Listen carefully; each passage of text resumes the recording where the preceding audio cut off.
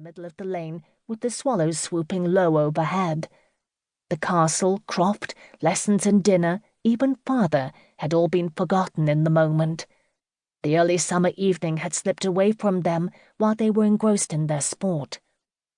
Edward paused to wait for his brother to catch up. He had walked at a swifter pace. His limbs were lean but powerful. A natural athlete, they moved with an easy rhythm that suggested speed and resilience, from long childhood summers spent running and riding, swinging from the branches of trees, swimming in rivers, and laughing in delight at the cool water sliding over his skin. He was the sort of child who dives headlong into the water while his jealous friends dip in their toes, shivering in their fears and inhibitions. The weeds in the lane did not repress Edward. He did not see phantoms and assassins behind every tree like Edmund did. Edward was already tall for his age, coltish but well-proportioned. His hazel eyes cast about from right to left, seeking the swiftest route or expecting to see it open up before them. It would seem perfectly natural to him for the brambles to part at his approach. For he was 13 now.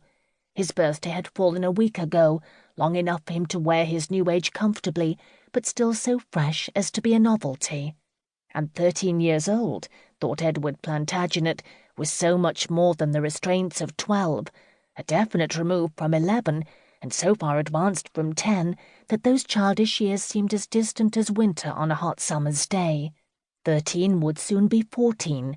It was certainty, majesty, authority, with one foot in the arena of manhood. 13 was promise and pleasure.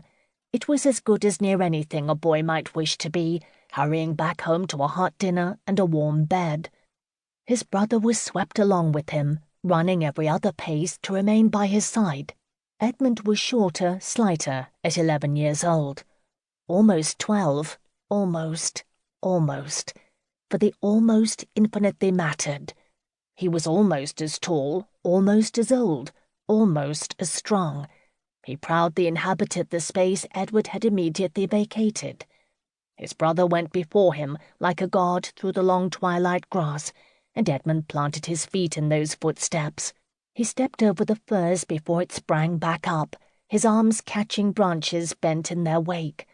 Otherwise they were physically similar. Both had thick, abundant, sandy-coloured hair, tousled from play fighting and adventures. Their faces were open, honest, with warm, sensitive eyes, quick to betray their emotions. Their mouths were wide and generous, the lips full and finely modelled, but they were still the faces of children. Something had yet to resolve in them before they took on the cast of men, and Edmund was perhaps a more ethereal character, his eyes given to contemplation, his expression suggestive of a thinker. While Edward battled his way through the physical world, Edmund was dreaming of knights and romances, jousting and chivalry, of the efforts of the tiny beetle to ascend the huge stalk, or the trials of birds weaving twigs to build their nests. Yet suddenly he was aware of the moment, bringing him back into the present. Something had shifted in his brother's gait. "There's someone ahead. Keep close." Edward's whisper scarcely rose above the rustle of the wind through the trees. For a second, all was still. The scene stretched out before them, with the irregular green and brown fields, the overgrown track, and ahead the stone bridge crossing the River Teme. Above, a sliver of cold moon had risen behind the castle battlements. A faint breeze blew the night into their faces, touched with the acrid tang of smoke rising from the town. They could almost hear the earth breathe. Then came the sound of crashing, close, loud, violent, as a large creature burst through the undergrowth. Out of the darkness came violent hands, feet, claws, the rapid movement of limbs, and a futile struggle. Edward was grabbed roughly on both sides and fell to his knees, arms pinned behind him amid shouts of triumph. The grass suddenly rose before his eyes, followed by a pair of dirty boots.